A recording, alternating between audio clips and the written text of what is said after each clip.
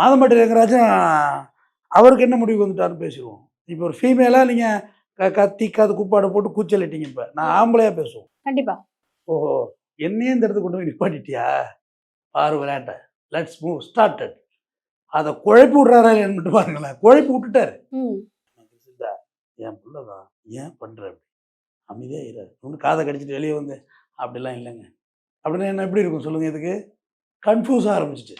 இப்போ என்ன பண்ணுறதுன்னு தெரியல. கிறிஸ்டல்கிட்ட பிரச்சனையை ஸ்டார்ட் பண்ணிட்டுமா. முதல் விஷயம் பிரச்சனையை ஆரம்பிச்சிட்டு இது இங்கே ப்ரெஸ் மீட் கொடுக்குது கமிஷனர் ஆஃபீஸில். அவர் அங்கே மோட்டிவேஷன் ஸ்பீச் பேசிகிட்டு இருக்காரு எங்கள் கோயம்புத்தூரில். அப்போவே நான் முதல் நாள் வீடியோவே சொன்னேன், இங்கே அசைக்க கூட முடியாதுன்னு. அதை எல்லாரும் எனக்கு எதிராக பேசினாங்க. ஒரு வக்கீல் உட்காந்துட்டு சொல்கிறாருன்னு. நான் வக்கீலாக சொல்லலை, சாமானிய மனிதனாக சொல்கிறேன். நீ எங்கே இருக்க, அவர் எங்கே பண்ணுறாரு. நீ ஒரு ஸ்டெப்புன்னு வந்தால் ஒன்று தெரியுங்களாம்மா, 2 டைப்பாக உங்களை கொலாப்ஸ் பண்ணலாம். நீ பேசுகிற அதுக்காக திருப்பி பேசி கொலாப்ஸ் பண்ணலாம். இன்னொன்று, நான் சைலண்டாக இருந்தாலும் நீங்கள் கொலாப்ஸ் ஆகிடுவீங்க. எதுக்கு ரியாக்ட் பண்ணுறக்கூடாது, அப்படியே இருக்கணும் அமைதியாக.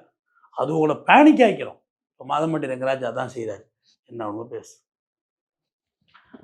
வெளிச்சத்துக்கு வந்துட்டுமா, ஊடக வெளிச்சத்துக்கு வந்துருச்சு, செய்தி ஆக்கிட்டாங்க. அந்த ஒரு நிகழ்ச்சி போகிறாரில்ல, அதில் பாட்டு போடுற டூ டூ டூ டூ பாட்டு போடுறாங்க இருக்கு, 2 ஒய்ஃப்னு சொல்லி 2 ஒய்ஃப்னு சொல்லி அதே ஜாலியாக அதை எடுத்துக்கிறாங்க. அது காமெடி ஆகிட்டு, அவ்வளோதான்.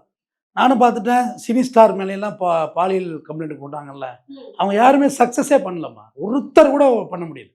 பெண்கள் சொல்கிறேம்மா, என்ன அவர் கூப்பிட்டாரு இவர் கூப்பிட்டாருன்னு சொல்கிறாங்களா, அது சக்ஸஸே பண்ண முடியல.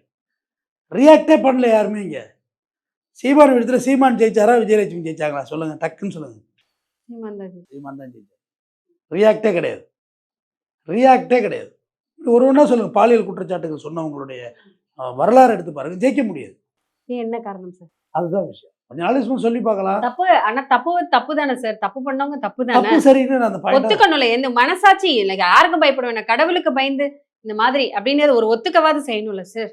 மனசாட்சிக்கெல்லாம் இருந்தால் ஏன் இவ்வளோ சிசிடிவி கேமரா அந்த உலகம் பூரா வைக்கிறீங்க? எல்லாரும் தான் நல்லவங்களாச்சே, எதுக்கு இவ்வளோ சிசிடிவி கேமரா? யாரும் அப்படிலாம் இல்லைம்மா. எல்லாரும் தப்பு செய்ய தயாராக தான் இருக்காங்க. எல்லாம் அந்த கேப்பு கிடைச்சாக்க, அந்த ஜெயகாந்தன் நீங்கள் சொல்லுவார், மனிதன் ஒரு மகத்தான சல்லிப்பை என்பார். மகத்தானங்கிறது உயர்வான சல்லிப்பை, சில்லற பய அப்படின்னு சொல்லுவார். எல்லா இடமும் அப்படிதாம்மா இருக்கிறாங்க. முடிஞ்ச அளவு ஏதோ ஆட்டையை போட்டுக்கணும், சுட்டிக்கணும். இப்போ அரசியல்வாதி கொள்ளையடிக்கிறான்னு சொல்கிறாங்கல்ல, நீ என் ஓட்டுக்கு பணம் வாங்குறிய, நீ யார் முதல்ல? அவன் திட்டு பையன் கொள்ளையடிக்கிறான் 1000 கோடி 2000 கோடி, நீ யார் முதல்ல?